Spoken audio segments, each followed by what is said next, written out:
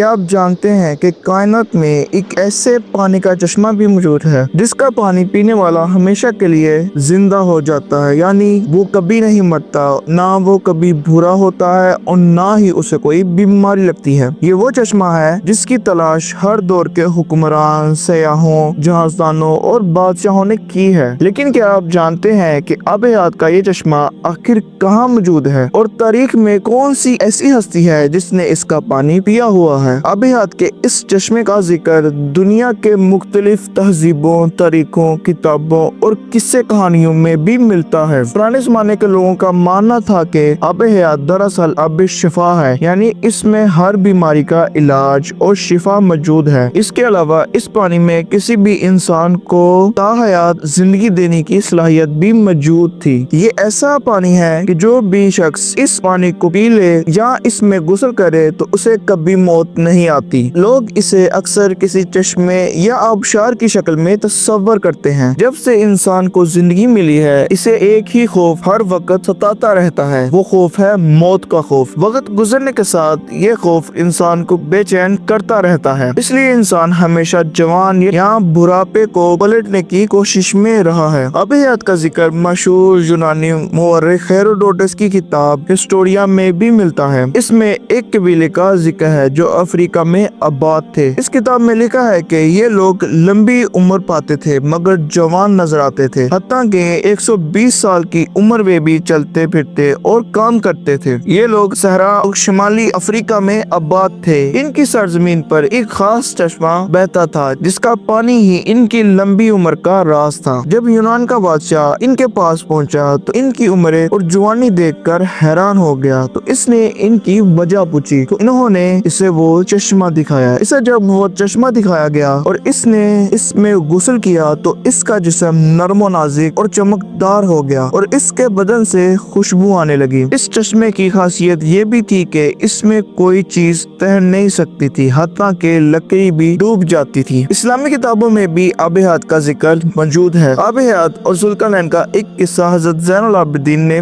بیان کیا ہے جسے معتبر سمجھا جاتا ہے۔ ذوالقرنین اللہ کے نیک بندے اور بادشاہ تھے جو آسمان کے راستے جانتے تھے۔ یہی وجہ ہے کہ جب یہودی نبی کریم صلی اللہ علیہ وآلہ وسلم کے پاس آئے تو انہوں نے 3 سوالوں میں سے ایک سوال ذوالقرنین کے بارے میں بھی کیا تھا۔ ذوالقرنین کا ایک دوست فرشتہ تھا جس کا نام رافائل تھا۔ ایک دن انہوں نے فرشتے سے پوچھا کہ آسمان میں عبادت کی کیا کیفیت ہے، تو فرشتہ رو پڑا اور جواب دیا کہ کچھ فرشتے قیام کی حالت میں ہیں جنہوں نے کبھی بیٹھ کر نہیں دیکھا، کچھ فرشتے سجدے میں ہیں جنہوں نے کبھی سر نہیں اٹھایا، اور سب یہی کہتے ہیں کہ اے اللہ، ہم نے تیری عبادت کا حق ادا نہیں کیا۔ یہ سن کر حضرت ذوالقرنین رو پڑے اور دعا کی کہ اے اللہ، مجھے لمبی عمر عطا کر تاکہ میں تیری عبادت کر سکوں۔ فرشتے نے کہا کہ اللہ نے ایسا چشمہ بنایا ہے جس کا پانی پینے والا تب تک نہیں مرتا جب تک خود اللہ سے موت نہ مانگے۔ حضرت ذوالقرنین نے پوچھا وہ چشمہ کہاں ہے؟ تو اس فرشتے نے بتایا ایک ایسی وادی ہے جہاں آج تک کوئی انسان یا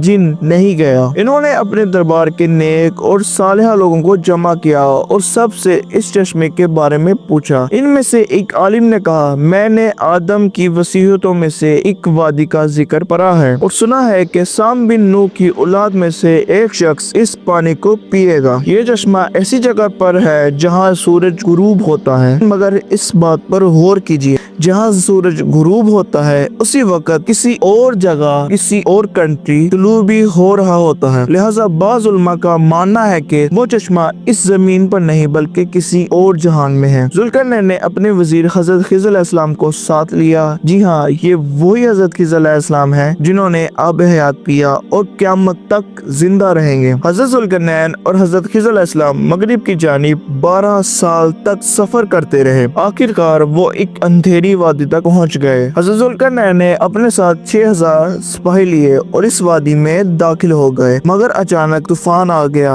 بجلیاں چمکنے لگی اور لشکر بکھر گیا۔ طوفان کے بعد حضرت ذوالقرنین دائیں طرف اور حضرت خضر علیہ السلام بائیں طرف نکل گئے۔ حضرت خضر علیہ السلام بھٹکتے بھٹکتے ایک خاص چشمے تک پہنچے۔ انہیں سخت پیاس لگی ہوئی تھی۔ انہوں نے اس چشمے سے پانی پیا اور غسل بھی کیا۔ یہ چشمہ دودھ سے زیادہ سفید اور شہد سے زیادہ میٹھا تھا۔ یوں حضرت خضر علیہ السلام کو تا حیات زندگی حاصل ہوئی۔ हुई, जबकि हजरत जुल्करनैन को ये नसीब ना हो सका। हजरत मूसा अलैहिस्सलाम बनी इसराइल को खुतबा दे रहे थे कि किसी ने सवाल किया कि सबसे ज्यादा इल्म किसके पास है, तो आपने फरमाया मेरे पास। तब अल्लाह तबारक व तआला ने वही भेजी कि मेरा एक बंदा है जिसे ऐसा इल्म दिया गया है जो आपके पास नहीं है। फिर फरमाया एक मुर्दा मछली को लेकर ऐसी जगह जाओ जहाँ वो मछली गुम हो जाए, वहीं वो बंदा मिलेगा। हजरत मूसा अलैहिस्सलाम अपने खादिम के साथ एक चट्टानी इलाके में पहुँचे और इन्होंने एक चट्टान पर वो मछली रखी तो वो जिंदा हो गई और दरिया में जाकर गायब हो गई। बाज़ मुफस्सिरीन जैसे इब्ने कसीर और तिबरी कहते हैं कि जिस चट्टान पर मछली रखी गई इसके नीचे ही आब हयाता चश्मा था। इसका जिक्र गैर इस्लामी वालों में भी मिलता है, जैसे सर जॉन मेंडेवल की किताब ट्रैवल ऑफ सर जॉन मेंडेवल में भी आब हयात का जिक्र है। वो लिखते हैं कि हिंदुस्तान के जनूबी इलाकों में एक ऐसा पहाड़ी सिलसिला है जहाँ एक ऐसा कुआं पाया जाता है जिससे खुशबू आती है और जो बीमारी को खत्म करता है। 1165 ईस्वी में प्रेस्टर जॉन ने